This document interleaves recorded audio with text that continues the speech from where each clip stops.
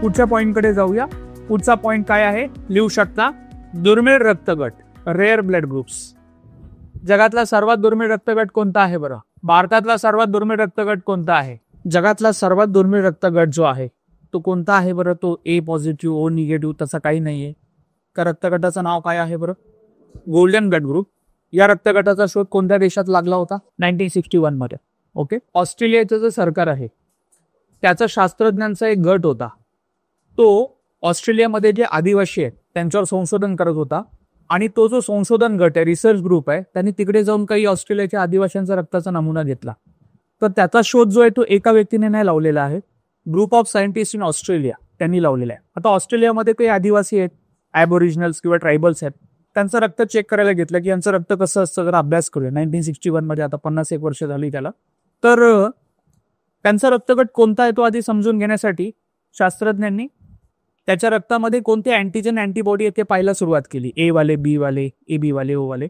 तर एक विशिष्ट घटना समोर आली की त्या ऑस्ट्रेलियन ट्रायबलच्या रक्तामध्ये ए बी, ए बी, ओ या चौघांपैकी कोणत्याच रक्तगटाचे अँटीजन अँटीबॉडी नव्हते. म्हणजे जर ए वाले असते तर त्यांचा रक्तगट ए झाला असता, बी असतं तर बी, ए बी होतो. तर त्यांच्या रक्तामध्ये जे अँटीजन अँटीबॉडी होते ते कोणाला मॅचच होत नव्हते, एकदम वेगळे होते. म्हणजे आता त्यांना एक नवीन रक्तगट सापडला होता. मग त्याचं नाव त्यांनी काय ठेवलं? गोल्डन. आता गोल्डन का? हे रक्त काय दिसायला गोल्डन असतं? नाही, हे लालच रक्त आहे. गोल्डन रक्तगट का म्हणतात? पण हा जगातला सर्वात रेअर ब्लड ग्रुप आहे. वाय? जगाची लोकसंख्या किती आहे? जगाची 800 कोटी. किती आहे बरं? त्यातले 140 कोटी भारतात आहेत. त्याचे 800 कोटी लोक आहेत जगामध्ये. 800 कोटी.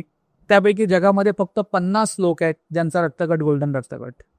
Only 50 people in the world out of 800 crores are golden blood group. तर जसं सोनं एक रेअर धातू आहे, दुर्मिळ आहे, तर हा रक्तगट पण सोन्यासारखा दुर्मिळ आहे. फक्त जगात किती लोक आहेत? 50. त्यांचा हा रक्तगट आहे, म्हणून त्याला गोल्डन रक्तगट म्हणतात.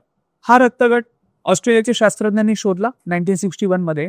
आणि या रक्तगटाला हेही म्हटलं जातं. काय म्हटलं जातं? RH null. RH नलचा काय अर्थ द्यायचा? RH नलचे 2 अर्थ आहे. नंबर 1, गोल्डन रक्तगटाचा व्यक्ती जगात कोणालाही रक्त देऊ शकतो आणि त्याचं रक्त चढवताना ना ब्लड ग्रुप मॅच करावा लागतो ना RH फॅक्टर. असं डोळा बंद करा आणि देऊन टाका. म्हणून RH नलचा पहिला अर्थ आहे विदाऊट मॅचिंग हे रक्त कोणालाही दिलं जाऊ शकतं. पण मग RH नलचा दुसरा अर्थ आहे की जर गोल्डनला रक्ताची गरज लागली तर फक्त तो गोल्डन कडूनच घेऊ शकतो, त्याला ओ निगेटिव्ह पण वाचू शकत नाही. तर RH नलचे 2 अर्थ, तो जगात कोणालाही रक्त देऊ शकतो विदाऊट मॅचिंग, आणि तो घेताना फक्त कोणाकडून घेणार? स्वतःच्याच रक्तगटाकडून. गोल्डन टू गोल्डन घेणार, याला म्हणायचं RH नल. आले लक्षात आपल्या? तर लिहू शकता, हा सर्वांना रक्त देऊ शकतो आणि घेताना फक्त स्वतःकडूनच घेतो. Can give blood to anyone in the world but only takes from the similar blood group. सर्वांना रक्त देऊ शकतो, घेताना स्वतःचाच रक्तगट घेतो. That's it. भारताचा विचार केला, RH नल कळाला ना काय असतं ते. भारताचा विचार केला तर भारतामध्ये सर्वात रेअर ब्लड ग्रुप कोणता आहे? तर भारतामध्ये सर्वात रेअर ब्लड ग्रुप आहे बॉम्बे रक्तगट किंवा बॉम्बे ब्लड ग्रुप तुम्ही म्हणू शकता. याचा शोध कसा लागला? There is interesting story. जर आपण बघितलं कोणतं वर्ष आहे बरं? 1950. 60-70 वर्ष झाली. तर तुम्हाला माहितीच आहे मुंबईजवळ KM हॉस्पिटल आहे. फुलफॉर्म माहिती आहे ना KMचा? गेलात कधी KMला? परेल जवळ आहे किंग एडवर्ड मेमोरियल हॉस्पिटल. हे जे किंग एडवर्ड मेमोरियल हॉस्पिटल आहे ब्रिटिशांनी बांधलं होतं. तर किंग एडवर्ड मेमोरियल हॉस्पिटलमध्ये 1952 मध्ये ते डॉक्टर चेकअपला बसले होते, डॉक्टर YM बेंडे. तर बेंडे डॉक्टरांकडे एक पेशंट आला किंग एडवर्ड मेमोरियल हॉस्पिटलमध्ये आणि तो म्हणाला मला फार विकनेस फील होत आहे, मला कसं तरी वाटतंय. तर मग डॉक्टरने विचार केलेला 2-3 पाऊच रक्त चढून जरा तरतरी आणूया. असं कोणाचंही रक्त कोणाला देता येत नाही. मग त्याचं ब्लड ग्रुप मॅच करायला घेतला, टायबू ABO. याचं रक्त लॅबमध्ये घेतलं KM हॉस्पिटलच्या. तर त्याच्या रक्तामध्ये जे अँटीजन अँटीबॉडी रसायनं होती, पुन्हा एकदा ABO कोणालाच मॅच होत नव्हती. पुन्हा प्रयत्न केला तरी ते मॅचच होईना. A सारखे पण दिसत नाहीये, B सारखे पण नाही, AB सारखे पण नाही दिसत आहेत अँटीजन अँटीबॉडी, O सारखे पण दिसत नाही. मग टेक्निशियन लोकांना कळलं की याच्या रक्तातले अँटीजन अँटीबॉडी कोणाला मॅच होत नाहीये, म्हणजे हा स्वतःच एक वेगळा रक्तगट. तर यांना एक नवीन रक्तगट सापडला होता. रक्तगटाचं बारसं करणं आवश्यक होतं. पेशंट बॉम्बेचा होता. काय नाव देऊन टाकलं? बॉम्बे रक्तगट. हा किती रेअर आहे? भारतामध्ये दर 10,000 व्यक्तीमध्ये एकाचा रक्तगट बॉम्बे आहे. किती आहे? 1 in 10,000. तर याची फ्रिक्वेन्सी वारंवारता लिहा. 10,000 एकाचा रक्तगट बॉम्बे रक्तगट. 10,000 एकाचा रक्तगट बॉम्बे रक्तगट. बारकाट. हा बऱ्यापैकी रेअर आहे. बॉम्बे रक्तगट पण कसं आहे बरं? तेच अर्थ बॉम्बेवाला सगळ्यांना रक्त देऊ शकतो, पण मग येताना फक्त कोणाकडून घेणार? बॉम्बे टू बॉम्बे. मग आता हे बॉम्बे रक्तगटवाले यांना रक्ताची गरज लागली, त्यांना आणायचं कुठून? 10,000 एकाच आहे ना. मग आपल्या इथे जे KM हॉस्पिटल आहे परेलचं, तिथे आजपर्यंत आपल्याला जे थोडे बहुत बॉम्बे ब्लड ग्रुपचे लोक सापडली आहेत, त्यांचं नाव, गाव, पत्ता, फोन नंबर आपण लिहून ठेवलाय. तर यांना कधी रक्ताची गरज लागलीच बॉम्बेवाल्यांना, ते आपापसातच फोन करून बोलवतात एकामेकांना, ओळखीचे, आणि ते एकामेकांना रक्त देऊन जातात. त्यामुळे हा रक्तगट जो आहे तो बऱ्यापैकी रेअर आहे. आता बॉम्बे आणि गोल्डनवाला जगात सगळ्यांना रक्त देऊ शकतो ना, मग त्याला युनिव्हर्सल डोनर का नाही म्हणत बरं? ओ निगेटिव्हला का म्हणतात? That is the reason. Bombay आणि गोल्डन रक्तगट हे रेअर ब्लड ग्रुप आहेत, ते सारखे सापडत नाहीये, म्हणून त्यांना युनिव्हर्सल डोनर म्हणत नाही. ओ निगेटिव्ह इज क्वाईट फ्रिक्वेंट, तो बऱ्यापैकी सापडतो, म्हणून तो टायटल आपण ओ निगेटिव्हला दिलेला आहे, यांना दिला नाहीये. इव्हन दो हे दोघे ओ निगेटिव्ह पेक्षा जास्त कॅपेबल आहेत सगळ्यांना वाचवण्यासाठी. त्यामुळे फार महत्वाचं आहे की हा रक्तगट जरी सगळ्यांना वाचू शकतो, तरी त्या दोघांना कधीही युनिव्हर्सल डोनर म्हटलं जात नाही. जर हे तिन्ही ऑप्शन एकदम आले परीक्षेला, पुढीलपैकी युनिव्हर्सल डोनर कोण आहे, तर त्याचं उत्तर काय असणार आहे? ओ निगेटिव्ह. परंतु जर परीक्षेला हा प्रश्न आला की यापैकी आरेशनल रक्तगट कोणता आहे, तर मग हे दोघे असणार आहे, हे आपण लक्षात ठेवायचं. कळालंय आपल्याला हे? तर रक्तगट कसा मॅच करतात, कसा शोधतात, जगातला भारतातला सर्वात दुर्मिळ रक्तगट कोणता आहे तो कळालाय आपल्याला. चला आता पुढे जाऊया. पुढे आपण काय बघणार आहोत? राज्यसेवा प्रीला काय विचारायचंय अजून? हा रक्त चढवू शकत नाही हे लोक, हा बट जसं तुम्ही बोलता आपल्या इकडे कुंडळी मॅच करतात. हा आता माझं रक्त सपोज हे असेल आरेशनल, हा माझं लग्न झालं, पण आता माझं ते पण रक्त DNA मिक्स होते, क्रोमोझोम DNA. हा बरोबर. तो जो येणार पुढचं जनरेशन ते त्यामध्ये 50-50 चान्सेस. मुलगा जर का मुलगा मुलगी जे काही होईल त्या दाम्पत्याला, जर तो बाबांवर गेला तर बाबांचा रक्तगट तो येणार, मम्मीवर गेला तर मग मम्मीचा. नाही काहीच प्रॉब्लेम नाही. आता नीट आहे का? हे महत्वाचं सांगतोय फार. मागच्या लेक्चरला ते झालं होतं मागच्या बॅचला, की तुमचा रक्तगट जो आहे 90% चान्सेस आहे आयदर तुमचा रक्तगट पप्पांना मॅच होतो किंवा मम्मीला. घरात तुम्हाला सगळ्यांचे रक्तगट माहिती असतील बघा, 90% चान्स आहे पप्पा किंवा मम्मीला. 10% चान्स आहे तुमचा रक्तगट आजी आजोबा पूर्वजांना मॅच होतं, मम्मीला पण होत नाही आणि पप्पांना पण. मागच्या लेक्चरला एक मुलगी होती, तिला मी सांगितलं रक्तगट असं असं मॅच करतात. ती म्हटली सर माझा रक्तगट मम्मी पप्पा दोघांना मॅच होत नाही, मला माहिती आहे की जसे माझ्याशी वागतात मला दत्तक घेतलं असं वाटतं. ओके, तर मी म्हटलं असं नसतं. 10% चान्सेस असतात की तुमचा रक्तगट मम्मी पप्पा नाही, आजी आजोबा किंवा तुमच्या पूर्वजांवर 10% चान्सेस आहेत. 90% आहे. मी ती म्हटलं तुझ्या आजी आजोबांचा, हा ती म्हटली माझ्या आजोबांना मॅच होत. म्हटलं ठीक, दत्तक नाहीये. ओके, तर फार महत्वाचं आहे की तुमचा रक्तगट आई बाबांनाच मॅच होतो 90% टाइम, पण 10% मागच्या पिढीमध्ये पण जाऊ शकतो. आले लक्षात? आता मुलगा मुलगी होणारा कोणाचा वारसा घेईल, तो निसर्गाचा ईश्वराचा भाग आहे, हे लक्षात ठेवायचं. आले लक्षात? Nothing, not. ते रेअर ब्लड ग्रुप आहेत. फक्त प्रॉब्लेम कुठे येणार? जर इमर्जन्सीमध्ये आरेशनल वाल्यांना रक्त लागलं तर ते फक्त कोणाकडून घेतात? सिमिलर ब्लड ग्रुप कडून. त्यांना ओ निगेटिव्ह पण वाचू शकत नाही. पण मग जगात व्यवस्था केली आहे, गोल्डन ब्लड ग्रुप असण्याची शक्यता फारच कमी आहे. माझ्या माहितीप्रमाणे भारतात आजवर तरी गोल्डन रक्तगटाचा कोणी सापडला नाहीये. हा, बॉम्बेवाले आहेत भारतामध्ये बरेच, 10,000 हे लक्षात ठेवायचं. ओके, चला पुढे जाऊया. पुढे आपण काय बघणार आहोत आता? हा जो RH घटक आहे ना, रिसर्च फॅक्टर डी अँटीजन, त्याच्यावर राज्यसेवा प्रीला MPSCने एक PYQ विचारला होता, त्याबद्दल मी बोलणार आहे. तर बघा, एक आजार आहे रिसर्च घटकाशी संबंधित, तो आपण डिस्कस करणार आहोत. आजार कोणता आहे लिहू शकता. ठीक आहे, पुढे जाऊया आपण. लिहून झालंय बघा. पुढे एक आजार आहे राज्यसेवा प्रीला आला होता PYQ मध्ये. आजाराचं नाव काय आहे बरं? रिसर्च आजार, त्याला रिसर्च डिसीज पण म्हटलं जातं. या आजाराचं शास्त्रीय नाव आहे HDFN, दिलंय ना खाली. प्रत्येक गोष्टीचं एक शास्त्रीय नावाचं सायन्समध्ये. तर रिसर्च आजाराला HDFN आजार पण म्हणतात. HDFNचा फुल फॉर्म वाचा, काय केलेलं आहे? हेमोलायटिक डिसीज. हेमोलायटिक डिसीज म्हणजे रक्ताचा आजार. हेमोलायटिक म्हणजे रक्ताचा. कोणाला होतो बरं? फिटस. फिटस म्हणजे असं बाळ जे आईच्या पोटात आहे, अजून जन्माला आलं नाही, किंवा हा आजार त्यालाही होऊ शकतो जे बाळ काय आहे? न्यूबॉर्न आहे. तर रक्ताचा आजार जो आईच्या पोटातल्या बाळाला किंवा नुकत्या जन्माला आलेल्या बाळाला होतो, त्याला HDFN किंवा रिसर्च आजार म्हणतात. या आजारामध्ये एक सिच्युएशन क्रिएट होते. काय आहे बघा, मम्मी पप्पा आहे, पप्पांचा रक्तगट काय पण असे, इथे पप्पांची भूमिका जास्त नाहीये. इथे मम्मी बघा, मम्मीचा रक्तगट पण काय पण असेल, पण मम्मीचा RH फॅक्टर कसा आहे बरं? निगेटिव्ह आहे. मम्मीचा रिसर्च घटक निगेटिव्ह आहे. या दाम्पत्याला मुलं झाली. आता यांना जे पहिलं बाळ जन्माला येणार आहे ते कसं जन्माला येणार? नॉर्मल, काही इश्यू नाही. आता ही माता जी RH निगेटिव्ह आहे, जेव्हा तिला दुसरं बाळ होईल, तर दुसरं बाळ जेव्हा पोटात असणार आहे, जर ते कसं निघालं बरं? RH पॉझिटिव्ह, मग आता प्रॉब्लेम होऊ शकतो. प्रॉब्लेम काय होणार आहे? मम्मी कशी आहे बरं? निगेटिव्ह. बाळ कसं आहे? पॉझिटिव्ह. मम्मीकडे डी अँटीजन आहे का? नाही. रक्ताच्या बाळामध्ये डी अँटीजन आहे. म्हणजे मम्मीच्या पोटामध्ये असं बाळ आलेलं आहे ज्यामध्ये डी अँटीजन रसायन आहे. आणि डी अँटीजन हे रसायन मम्मीच्या पांढऱ्या पेशींना ओळखीचं नाहीये, कारण मम्मीमध्ये डी अँटीजन नव्हतंच कधी. तर मम्मीच्या पोटात असं काहीतरी आलेलं आहे जे मम्मीच्या पांढऱ्या पेशींना ओळखीचं नाहीये. आणि मग आता काय होणार आहे? पांढऱ्या पेशींना काय दयामाया नसते. पांढऱ्या पेशी ज्या आहेत मम्मीच्या बाळामध्ये डी अँटीजन पाहिल्यावर डी अँटीजनवर हल्ला करतात. म्हणजेच कोणावर हल्ला करतात? बाळावर. आणि मम्मीच्या पांढऱ्या पेशींनी बाळावर हल्ला केल्यामुळे बाळाला 3 त्रास होऊ शकतात. बाळ जेव्हा जन्माला येईल तेव्हा त्याला काय होऊ शकते? कावीळ, किंवा त्या बाळाला काय आजार होऊ शकतो? रक्तक्षय. रक्तक्षय म्हणजे बाळ जन्माला येताना त्याच्या रक्तात हिमोग्लोबिन हे रसायन कमी असणार आहे आणि बाळ अत्यंत कमकुवत वीक जन्माला येणार. तर रक्तक्षय ॲनिमिया आजारात रक्तात हिमोग्लोबिन रसायन कमी असतं, त्यामुळे बाळाला प्रचंड अशक्तपणा आलेला असतो. आणि तिसरं, इन वर्स्ट केस पांढऱ्या पेशींच्या हल्ल्यामुळे बाळाचा काय होऊ शकतो? मृत्यू होऊ शकतो. तर ही सिच्युएशन बघा.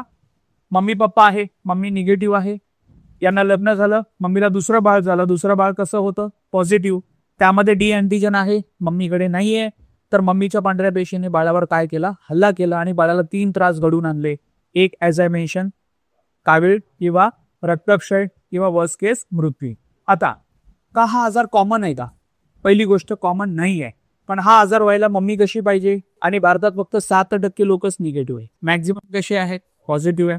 आणि पॉझिटिव्ह मम्मीला हा आजार होत नाही, तर निगेटिव्हला होणार. आणि निगेटिव्ह लोकांची संख्याच कमी आहे, म्हणजे हा आजार व्हायची शक्यता काय? कमी आहे. दुसरं, हा आजार टाळता येतो का? 110%. कसा काय टाळता येतो? तर ड्युरिंग प्रेग्नन्सी महिलांच्या रक्त चाचण्या होतात. त्यामध्ये जरी माहीत असलं तरी मम्मीचा ब्लड ग्रुप काय होतो पुन्हा चेक करतात. आणि समजा मम्मी निगेटिव्ह निघाली तर डॉक्टर सांगतो नातेवाईकांना खाली मेडिकल स्टोअरमध्ये जा आणि एक इंजेक्शन देतो, ते घेऊन ये. 2 मिनिटात वर यायचं, ते इंजेक्शन मम्मीला देतात. इंजेक्शनचं नाव काय? वाचा. अँटी डी इंजेक्शन, किंवा त्याला हेही म्हटलं जातं इम्युनोग्लोबुलिन डी इंजेक्शन. हे इंजेक्शन मम्मीला देतात 2 मिनिटांमध्ये. मग हे इंजेक्शन मम्मीला लावलं की हे इंजेक्शन मम्मीच्या पांढऱ्या पेशींना कन्व्हिन्स करतं की बाळावर हल्ला करू नको, बाळ आपलंच आहे, तो शत्रू नाही आहे. तर पांढऱ्या पेशींना कन्व्हिन्स करणारं इंजेक्शन जे पांढऱ्या पेशींना बाळावर हल्ला करू देत नाही, ते इंजेक्शन कोणतं आहे बरं? हे इंजेक्शन एकदा घेतलं लाईफ टाईम काही त्रास होत नाही. Once in a life time injection. ते पण कोणत्या महिलेला घ्यायचं? जी निगेटिव्ह. पॉझिटिव्ह वालेला घ्यायची काही गरज नाहीये, ते लक्षात ठेवायचं. तर अशा प्रकारे हा आजार आहे. दुसरी गोष्ट, हा आजार मग कुठे होऊ शकतो? हा आजार कुठे होऊ शकतो? जिथे संस्थात्मक प्रसूती होत नाही. When there is no institutional delivery. संस्थात्मक प्रसूती म्हणजे हॉस्पिटलमध्ये डिलिव्हरी होत नाही. हॉस्पिटलमध्ये डिलिव्हरी कुठे होत नाही? आज पण भारतात, महाराष्ट्रात आदिवासी गाव खेडेपाडे आहेत जिथे अज्ञानता आहे, जिथे बेरोजगारी आहे, गरिबी आहे. मग तिथे एखादी गरीब महिला आहे, तिचे प्रेग्नन्सीचे 9 महिने पूर्ण झाले, तिला लेबर पेन व्हायला लागलं, मग तिला हॉस्पिटलमध्ये नाही घेऊन जात, घरामध्ये डिलिव्हरी करतात. आणि घरामध्ये डिलिव्हरी करायला गावातली एक बाई येते, तिला म्हणतात दाई, मराठीमध्ये दाई म्हणतात, किंवा इंग्लिशमध्ये तिला मिडवाईफ म्हटलं जातं. ती घरी येऊन मग डिलिव्हरी करून जाते. आता जिथे घरी डिलिव्हरी होते, संस्थात्मक प्रसूती होत नाही हॉस्पिटलमध्ये, ती बाई जर निगेटिव्ह असेल तर बाळ जन्माला येताना त्याला काय त्रास होऊ शकतो? हे वर्स्ट केस काय होऊ शकतो? मृत्यू. आणि यापुढे त्या महिलेला जितके RH निगेटिव्ह मुलं होतील ती मरण्याची शक्यता काय आहे? जास्त. आणि मग जन्माच्या वेळेस मुलं मरतायत का? तर डी इंजेक्शन घेतलं नाहीये ना, कारण हॉस्पिटलमध्ये गेलेच नव्हते ते. मग तो वेगळा विषय आहे. पण इथे हा वेगळा विषय आहे. मग त्या महिलेला भ्रम होणार की माझी मुलं जन्माला येत आहेत, मरतायत, मग काहीतरी जादू टोना आहे, भानामती आहे, श्राप लागला, काळा जादू. ते नाहीये. तुम्ही काय घेतलेलं नाहीये? D injection. मग हा आजार प्रिव्हेंट करण्यासाठी भारत सरकारने फार छान काम केलेलं आहे. नीट ऐकायचं. जे आपले मागचे पंतप्रधान होते, सुशिक्षित पंतप्रधान स्वर्गीय श्री डॉक्टर मनमोहन सिंग. डॉक्टर मनमोहन सिंग हे सुशिक्षित पंतप्रधान होते. त्यांनी 2005-06 साली एक कार्यक्रम आणला होता, त्याचं नाव होतं जननी सुरक्षा योजना.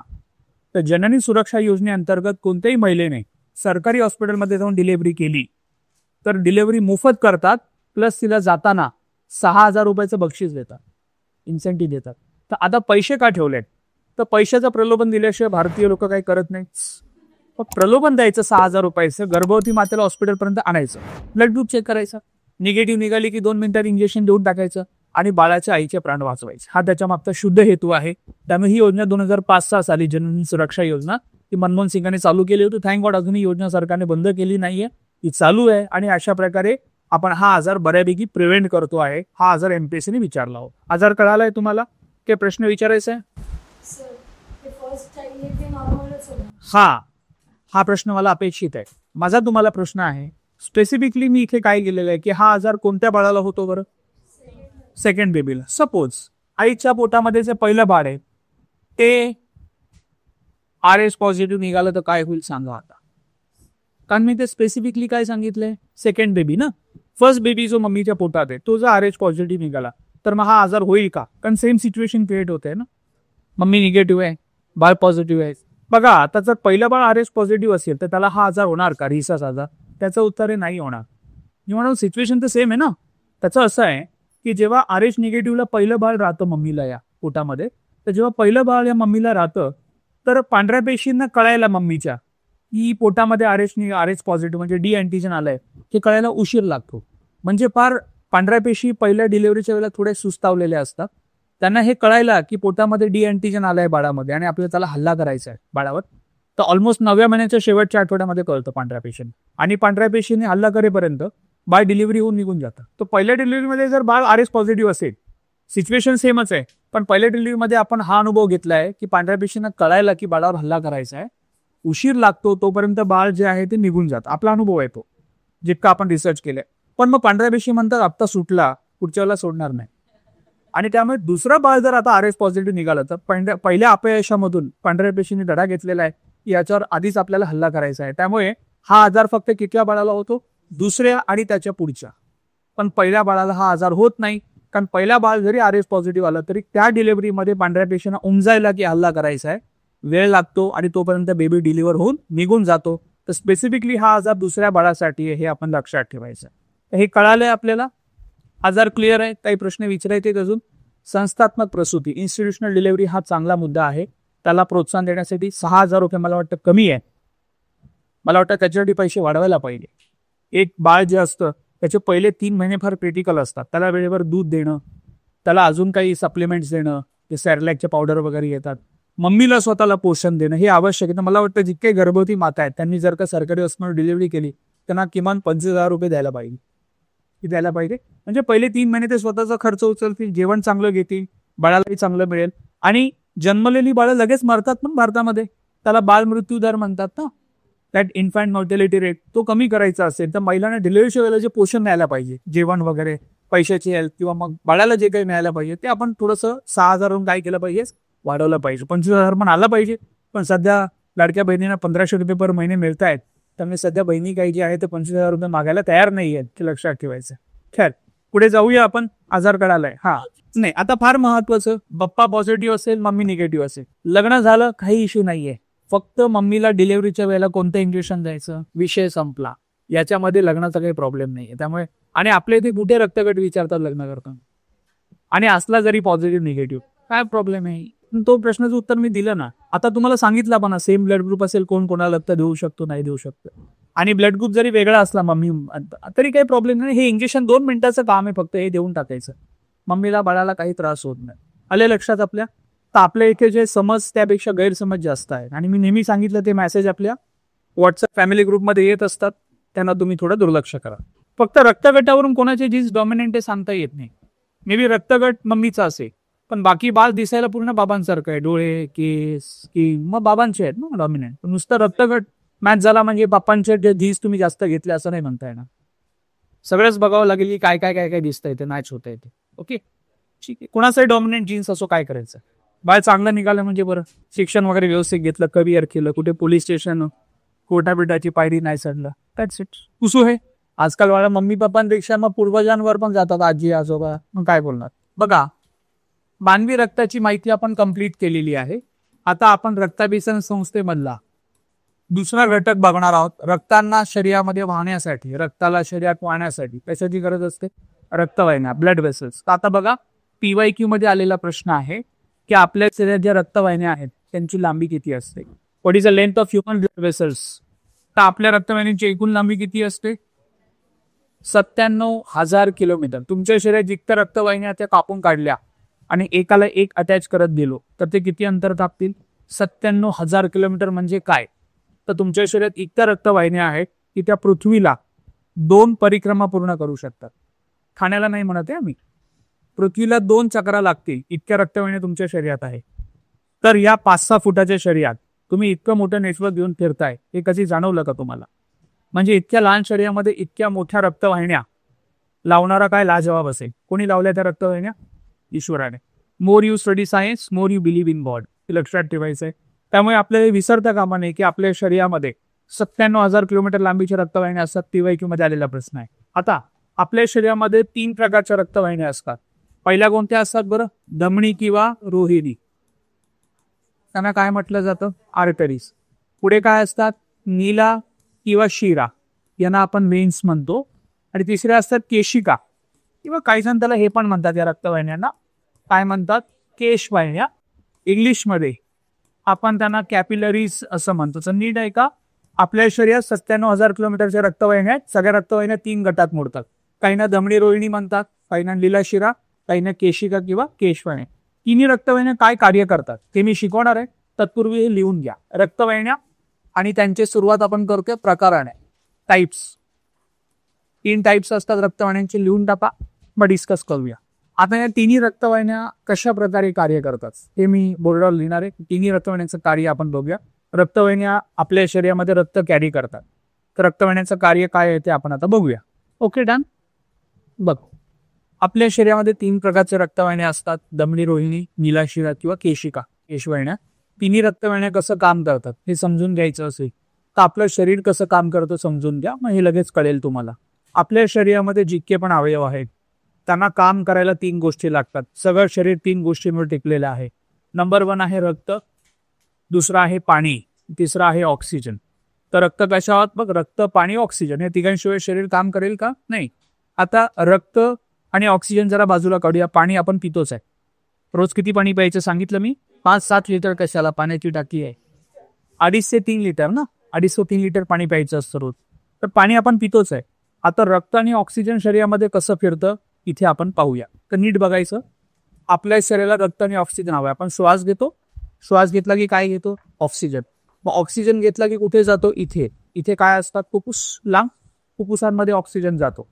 आपल्या फुफ्फुसांमध्ये रक्त असतं. त्या रक्तामध्ये तो ऑक्सिजन मिक्स होतो. मग ते ऑक्सिजनयुक्त रक्त इथे येतं. इथे काय आहे? हृदय. आणि मग हृदय ते ऑक्सिजनयुक्त रक्त कुठे पाठवतं? शरीराकडे. सगळ्या अवयवांना, हाताकडे, पायाकडे काय गेलं? रक्त आणि ऑक्सिजन. आता शरीराकडे, हातापायाकडे ऑक्सिजनयुक्त रक्त गेलं तर सगळं अवयव रक्तातलं ऑक्सिजन वापरून टाकतात. हात, पाय, किडनी जे आहे ते रक्तातलं ऑक्सिजन यूज करून टाकतात. आणि रक्तातलं ऑक्सिजन यूज केले गेल्यामुळे हे ऑक्सिजन कार्बन डायऑक्साईडमध्ये कन्वर्ट होतं. आता मग शरीर काय करतं? ते कार्बन डायऑक्साईड युक्त रक्त जे आहे ते पुन्हा शरीराकडून वर येतं. कुठे येतं? हृदयाकडे. हृदयाकडून कार्बन डायऑक्साईड युक्त रक्त कुठे येतं? फुफ्फुसाकडे. मग फुफ्फुसामध्ये कार्बन डायऑक्साईड रक्त आलं की आपण श्वास सोडतो. श्वास सोडला की रक्तातला कार्बन डायऑक्साईड कुठे जातो? बाहेर जातो. पण दुसऱ्या क्षणाला आपण श्वास घेतो पण. Same process. ऑक्सिजन घेतो. ऑक्सिजन कुठे गेला? फुफ्फुसात. रक्तात मिक्स झाला. ऑक्सिजनयुक्त रक्त कुठे आलं? हृदयाकडे. हृदयाकडून कुठे गेलं? शरीराकडे. शरीराने ऑक्सिजन वापरलं रक्तातलं. O2 ऑक्सिजन कशात कन्वर्ट झालं? Carbon dioxide. पुन्हा ते कार्बन डायऑक्साईड युक्त रक्त कुठे येणार आहे? हृदयाकडे. हृदयाकडून फुफ्फुसाकडे. श्वास सोडला की रक्तातला CO2 बाहेर. म्हणजे सोप्यात सोपं, फुफ्फुस आणि हृदयाकडून ऑक्सिजनयुक्त रक्त शरीराकडे जात आहे आणि शरीराकडून कार्बन डायऑक्साईड युक्त रक्त पुन्हा कुठे येत आहे? हृदय आणि फुफ्फुसाकडे. हे रक्त वर खाली होत आहे ना, यालाच आपण रक्ताभिसरण किंवा ब्लड सर्क्युलेशन म्हणतो, जे आपल्या टॉपिकचं नाव आहे. आता कोणती रक्तवाहिनी काय काम करते नीट बघायचं. पहिली रक्तवाहिनी कोणती आहे? धमनी किंवा रोहिणी, आर्टरीज. ती रक्तवाहिनी काय करते? ती हृदयाकडून वरून शरीराकडे खाली कोणतं रक्त पाठवते? ऑक्सिजनयुक्त. तर वरून शरीराच्या खालच्या दिशेला ऑक्सिजनयुक्त रक्त पाठवणारी रक्तवाहिनी कोणती आहे? धमनी किंवा रोहिणी. फार महत्वाचं, परीक्षेला हा प्रश्न येऊ शकतो. शरीरातली सर्वात मोठी धमनी किंवा रोहिणी कोणती आहे? तिचं नाव आहे महाधमनी. पण इंग्लिश नाव पण लक्षात ठेवा. काय नाव आहे तिचं? एऑर्टा म्हटलं जातं. हे लक्षात ठेवायचं. मग पुढे दुसरी रक्तवाहिनी काय नाव तिचं? नीला किंवा शिरा, वेन्स. ही उलट काम करते. काय करते बघा? ही शरीराकडून हृदयाकडे म्हणजे खालून वरच्या दिशेला कोणतं रक्त पाठवते बरं? CO2 कार्बन डायऑक्साईड युक्त रक्त. मी म्हटलं शरीराकडून पुन्हा वर कार्बन डायऑक्साईड युक्त रक्त येतं. तर खालून वरच्या दिशेला CO2 कार्बन डायऑक्साईड युक्त रक्त पाठवणारी रक्तवाहिनी कोणती आहे? नीला किंवा शिरा. परीक्षेला हा प्रश्न येणार की शरीरातली सर्वात मोठी नीला कोणती आहे? काय नाव आहे तिचं? महानीला. पण इंग्लिश नाव पण लक्षात ठेवा. काय नाव आहे? इन्फेरियर वेना कॅवा ही शरीरातली सर्वात मोठी नीला आहे. CO2 कार्बन डायऑक्साईड युक्त रक्त कॅरी करते. शेवटची रक्तवाहिनी काय नाव तिचं? केशिका किंवा केशवाहिन्या, कॅपिलरीज. आता नीट ऐकायचं, केशिका कॅपिलरीज काही वेगळ्या रक्तवाहिन्या नाहीये. बघा ही एक धमनी दिसते तुम्हाला. धमनीमध्ये कोणतं रक्त असतं? ऑक्सिजन युक्त रक्त. बघा आता या धमनीला खाली फाटे फुटले दिसत आहेत तुम्हाला. तर आता धमनीला हे फाटे फुटले की या फाट्यांनाच आपण काय म्हणतो बरं? केशवाहिन्या. म्हणजे धमन्यांमध्ये जर O2 रक्त आहे ऑक्सिजन युक्त, तर केशवाहिन्यांमध्ये कोणतं रक्त असणार आहे? O2 रक्त. आता नीट बघा, माझ्या हृदयाकडून माझ्या हाताकडे एक धमनी आली, आर्टरी आली. 5 बोटांमध्ये तिला 5 फाटे फुटले. आता तिला धमनी नाही म्हणायचं, तिला काय म्हणायचं? केशवाहिनीस. आणि त्यात कोणतं रक्त असणार आहे?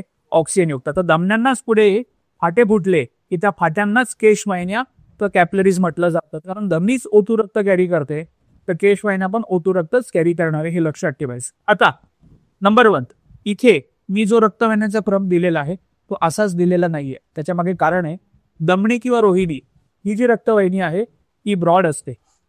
जसं तुम्ही खाली याल नीलाशिरा ही रक्तवाहिनी थोडी पातळ असते आणि केशवाहिन्या सर्वात काय असतात? पातळ असतात. तर जसं जसं तुम्ही खाली खाली येताय तशा रक्तवाहिन्या काय होत आहेत? त्यांची विड्थ, त्यांची ब्रॉडनेस काय होते?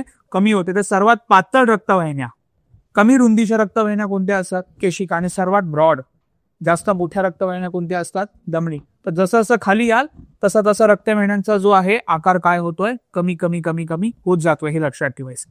आता 2-3 प्रश्न मी विचारतो. मला सांगा, आपल्या शरीरामध्ये सर्वात जास्त केशिका, केशवाहिन्या कोणत्या अवयवामध्ये सापडतात? मोस्ट नंबर ऑफ कॅपिलरीज, केशवाहिन्या, पाठीपुटलेल्या धमन्या. लिहू शकता, स्टार करून लिहा तो पॉइंट. सर्वात जास्त केशवाहिन्या, मोस्ट नंबर ऑफ कॅपिलरीज. आपल्या शरीरात सर्वात जास्त केशवाहिन्या कोणत्या अवयवामध्ये आढळतात? पुढे हा अवयव मी डिटेलमध्ये शिकवणार आहे. काय आहे? यकृत, लिव्हर मध्ये सापडतात. ओके, बघा लिव्हर तुमचं काहीसं दिसायला असं असतं. दिसतंय तुम्हाला? हे तुमचं लिव्हर आहे, पोटात राईट साईडला असतं इथे. तर लिव्हर पुढे डिटेलमध्ये शिकवणार आहे मी, तेव्हा अजून डिटेलमध्ये सांगेन. आता बघा पुढे माझा हा प्रश्न आहे तुम्हाला, की डॉक्टर किंवा नर्स तुम्हाला इंजेक्शन देते, सलाईनची सुई लावते, डायरेक्ट सुई खुपसत नाही. आधी ती एक रक्तवाहिनी शोधते नर्स आणि मग तुम्हाला इंजेक्शन किंवा सुई लावते. तर इंजेक्शन किंवा सुई लावताना कोणत्या रक्तवाहिनीमध्ये दिलं जातं? इंजेक्शन कोणत्या रक्तवाहिनीमध्ये देतात? 3च ऑप्शन आहे, धमनी, रोहिणी, नीलाशिरा, केशवाहिन्या, यापैकी नाही. बोला बोला, काय काय? धमनी, रोहिणी, नीलाशिरा, केशिका, यापैकी ना? शिरा, उपमा, पोहे, काय? बघा, तुम्ही कधी इंजेक्शन विकत घ्या, सलाईनची बाटली विकत घ्या, वाचा जरा त्याच्यावर काय लिहिलेलं असतं. त्याच्यावर असं लिहिलेलं असतं, काय लिहिलेलं असतं? IV फ्लूड असं लिहिलेलं असतं. फ्लूड म्हणजे लिक्विड. IV या शब्दाचा अर्थ असतो इंट्राव्हिनस. इंट्रा म्हणजे आत, व्हिनस म्हणजे जे वेन्सच्या आत द्यायचं असं लिक्विड. म्हणून IV म्हणजे इंट्राव्हिनस. असं औषध जे कशाच्या आत द्या? वेन्स. वेन्स म्हणजे काय बरं? नीलाशिरा. त्या नीलाशिरांमध्ये तुम्ही बरोबर उत्तर दिलं, त्यामध्येच देतात. त्यातच का देतात? त्याचं कारण हे आहे, धमन्या रोहिण्यांमध्ये इंजेक्शन दिलं जात नाही, कारण धमन्या रोहिण्या शरीराच्या खोलवर आत असतात, त्यांना शोधणं कठीण आहे. परंतु नीलाशिरा लगेचच सापडतात, कारण त्या त्वचे लगत असतात. They are close to skin. त्या हिरव्या निळ्या रक्तवाहिन्या दिसत आहेत, या तुमच्या निळ्या रक्तवाहिन्या आहेत, त्या तुमच्या नीलाशिरा आहे. म्हणून ज्या लवकर सापडतात त्यातच देणार ना. तर धमन्या रोहिण्या एकदम खोलवर इथे खड्डा करून आत जायचं का? बरोबर. तर त्यामुळे ज्या रक्तवाहिन्या त्वचे लगत आहेत त्या लवकर सापडतात, त्यातच इंजेक्शन देतात, म्हणून आपण ते घेतो. आता पुढे माझा प्रश्न आहे, तुम्ही बघितलं असेल की कधी तुम्हाला जखम झाली, काय लागलं, काटलं छाटलं, तर कधी कधी थेंबे थेंबे रक्त बाहेर येतं आणि फार जास्त रक्तस्राव पण होतो. तर कोणती रक्तवाहिनी डॅमेज झाली तर जास्त रक्तस्राव होतो? यापैकी कोणत्या रक्तवाहिनीला इजा झाल्यास जास्त रक्तस्राव होणार? लॉजिक वापरा. कोणत्या रक्तवाहिनीला डॅमेज झालं तर जास्त रक्तस्राव होणार आहे? कॉमन सेन्स वापरूया आपण, की जर जास्त रक्तस्राव व्हायचा असेल तर जखम खोल हवी, तरच ब्लिडिंग होणार ना. असं नुसतं कट लागलं काय, असं काय एकदम फवाऱ्याने रक्त बाहेर येतं का? बरोबर. तर जास्त रक्तस्राव व्हायचा तर जखम खोल हवी, आणि खोलवर कोणत्या रक्तवाहिन्या आहे? आर्टरीज आहे. तर नेहमी लक्षात ठेवा, जर धमनी किंवा रोहिणी क्षतिग्रस्त झाली, इंज्युअर झाली, तर जास्त रक्तस्राव होतो. पण कारण नीलाशिरा वरवर असतात त्यामुळे त्यांना डॅमेज झाल्यावर तितका काय रक्तस्राव होत नाही, हे लक्षात ठेवायचं आहे. आपल्या शरीरामध्ये किती रक्त असतं? 5 ते 6 लिटर रक्त असतं. 5 ते 6 लिटर रक्तापैकी जर एक लिटर रक्त शरीरातून निघून गेलं तर त्या व्यक्तीचा मृत्यू होईल. आपण म्हणतो ना जास्त रक्तस्राव झाल्यामुळे मृत्यू झाला, तर जास्त म्हणजे किती? 1 लिटर. तर 5-6 लिटर तर आहेच. 1 लिटर निघून गेलं तर त्या व्यक्तीचं काय होणार? मृत्यू होणार. त्यामुळे आपल्याला जास्त रक्तस्राव होऊ द्यायचा नाही. तर हे आले लक्षात आपल्या. That's it. पुढे जाऊया आपण. काही विचारायचंय बोला. महाधमनी मोस्टली हृदयाच्या जवळ असते, ही मोस्टली मेंदूच्या जवळ असते. ओके.